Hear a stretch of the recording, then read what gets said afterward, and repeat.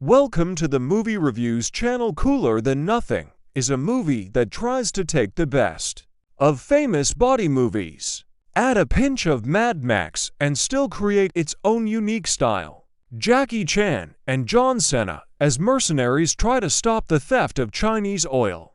In the movie Cooler Than Nowhere, insurgents attack a Chinese-owned oil refinery in Iraq.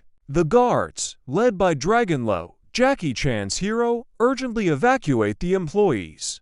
Among them is the protagonist's daughter. It turns out that the escape of the workers is part of the rebels' plan. They seized an empty plant to organize the largest theft in history. Chinese oil deposits can be sold for billions of dollars. The rebels mistakenly get an American mercenary, Chris, played by John Cena. The hero leaves the group when he learns the true plans of their leader. In response, the villain kills Chris's younger brother. To take revenge, the hero teams up with Jackie Luo. The military man wants to save the hostages and stop the oil theft. The heroes Jackie Chan and John Cena do not immediately become a team. At first, Luo and Chris do not trust each other.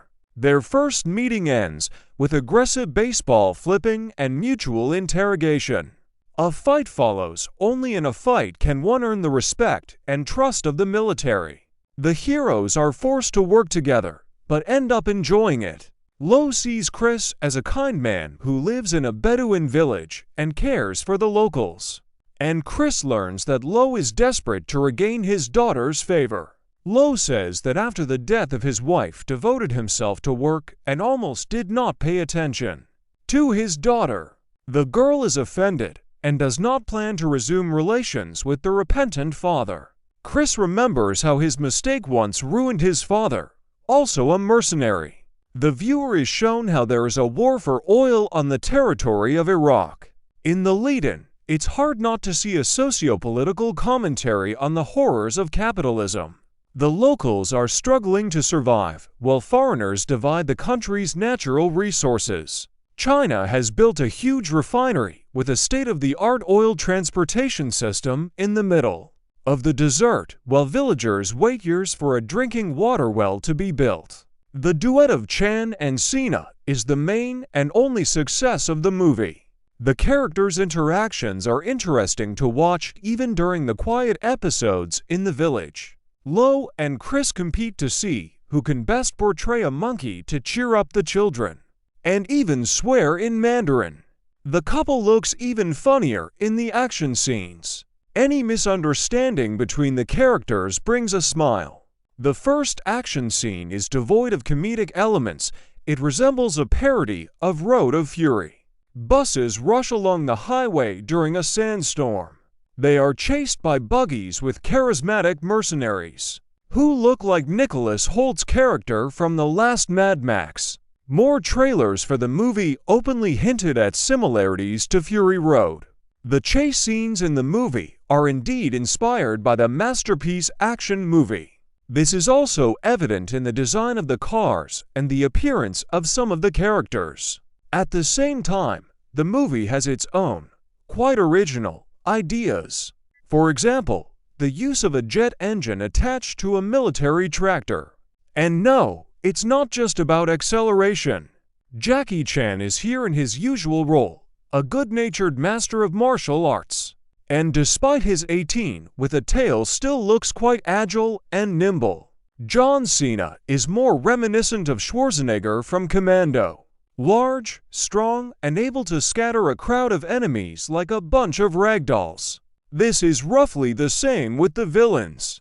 The motives of the main creep and his minions are quite clear. Here it is unambiguously negative and bad type, and there is no need for more in such a movie. Special effects look quite naive, despite the budget of $80 million in general. Thanks to the elements of stunt movies, the tape, because of a number of scenes, wins and does not sag much after the meeting of the main characters. Also, about the old tricks in the new movie, the end credits traditionally feature some funny, unfortunate takes. One more touch in this nostalgia ride. But the picture had quite a heavy production history, All the scenes were filmed back in 2018. Because of the protracted post-production, the tape reached the final stage only by 2023. The rights to show it was acquired by Netflix, and there was an attempt to release the movie in worldwide distribution. However, it ended in disaster with a budget of $80 million.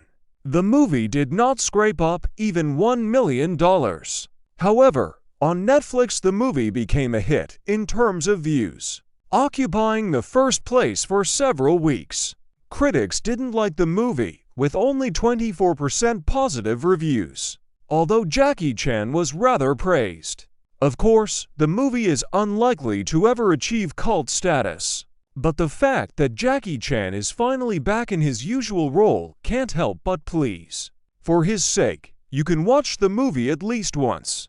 Interesting facts about the movie: The movie is directed by Scott Waugh, director of the blockbuster Need for Speed, Lust for Speed, the action film Law of Valor, and the upcoming Unstoppable 4.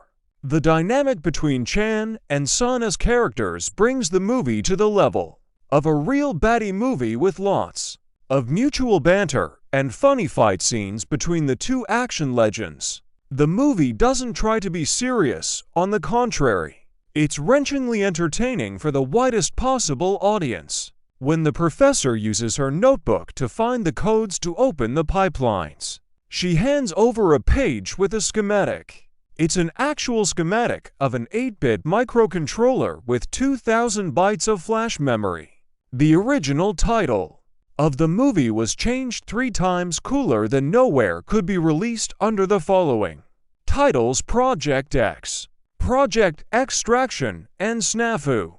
Director Scott Waugh lived in China for several months in preparation for the movie. The movie is cooler than ever. Turned out to be simple, uncomplicated, but fun action movie, competently playing on nostalgia.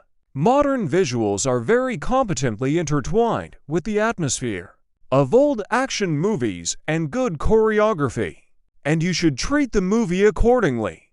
Do not look for some great meanings, but just relax and enjoy the 1.5-hour movie attraction.